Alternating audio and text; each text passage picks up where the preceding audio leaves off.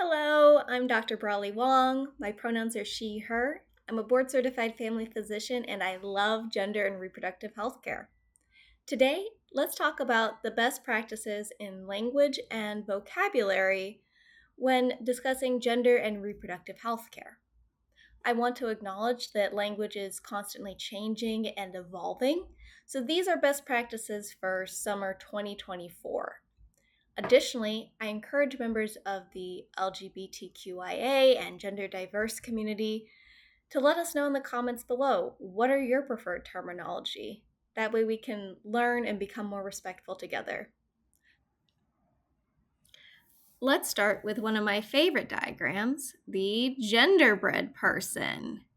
Initially, I would like to highlight all of the categories that are plotted separately since they are all independent of each other.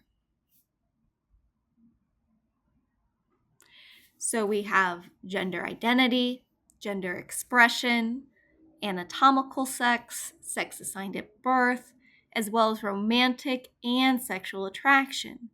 These are all plotted separate because gender does not necessarily equal sexual orientation, and identity does not necessarily equal expression or sex. Additionally, I'd like to point out that these are all plotted on a continuum. This is because gender, sex, and attraction are not binary concepts. It's not black and white, it's a whole spectrum of colors. This diagram is actually improved from prior genderbread persons because it includes lack of, or this symbol with the circle and slash through it. By representing the concept of lack of, the diagram better displays concepts like agender and asexuality. Now, let's deep dive into each component. First, let's look at the rainbow-colored brain that represents gender identity. This is how someone feels, thinks, or experiences their own gender. It's a person's sense of womanness or manness, or a lack of womanness or manness. Common things associated with gender identity include personality traits, hobbies, likes, and dislikes. Gender identity is separate from gender expression since they don't always equal each other. Gender expression is represented by the yellow and is how we outwardly display or express our gender through things such as clothes, makeup, hairstyles. Gender expression is often described with terms like feminine or masculine or androgynous. Next, romantic and sexual attraction, which are represented by the red heart.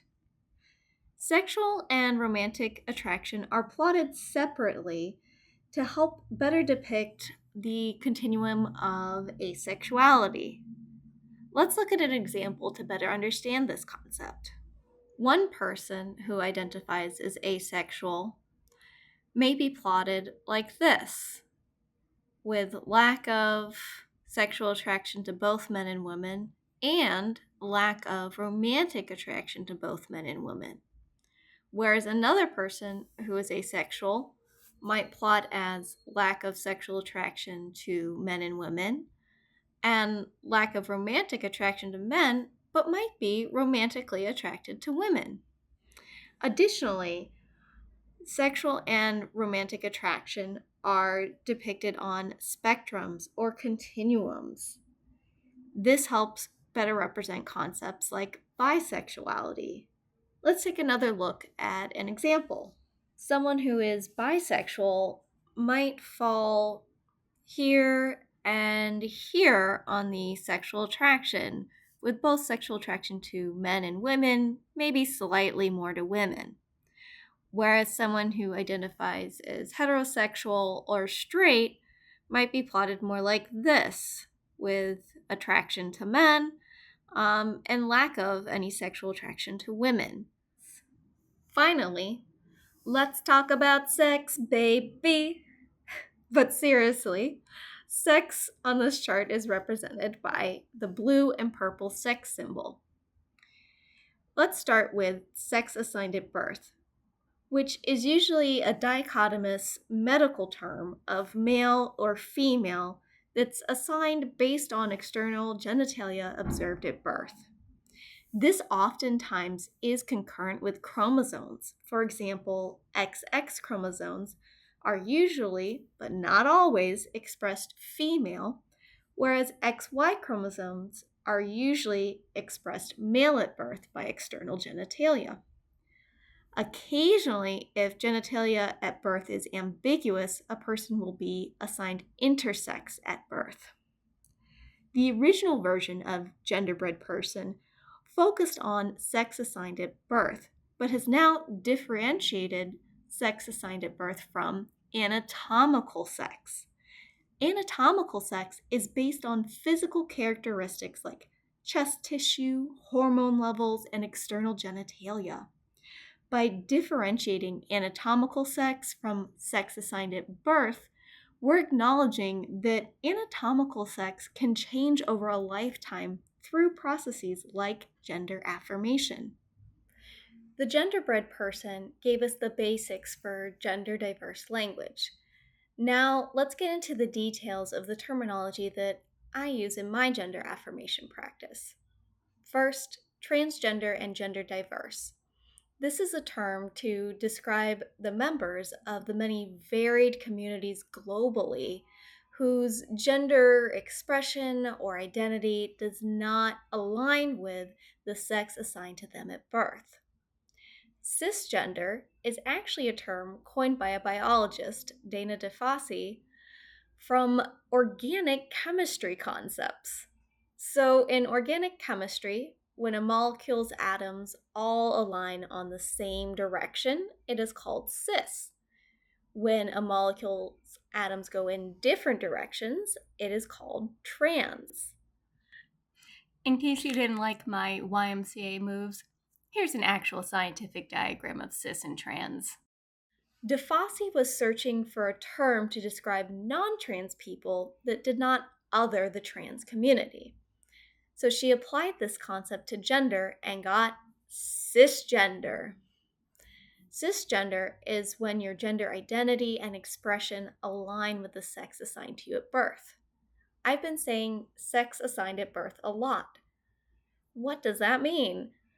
Sex assigned at birth is essentially birth sex, but we use the word assigned to acknowledge the social constructedness of gender.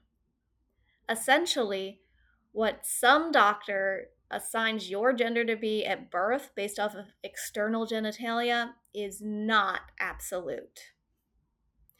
Let's go through an example. So, another way to describe a trans man could be a man who was assigned female at birth, or AFAB. Whereas a trans woman could also be described as a woman who was assigned male at birth, abbreviated to AMAB. Our final two vocabulary words are gender dysphoria and gender affirmation. Gender dysphoria is a feeling, usually very intense, of gender discomfort in one's own body. Gender dysphoria can be so severe that it leads to poor mental health and even suicide. Gender affirmation is how we attempt to treat or mitigate gender dysphoria. This is why gender affirming care is life-saving medical care that every person should have the right to access safely and affordably. I'll end this video by not just asking you to like and subscribe, but empowering and encouraging you to share this video, to share this knowledge with your local, state, and national representatives.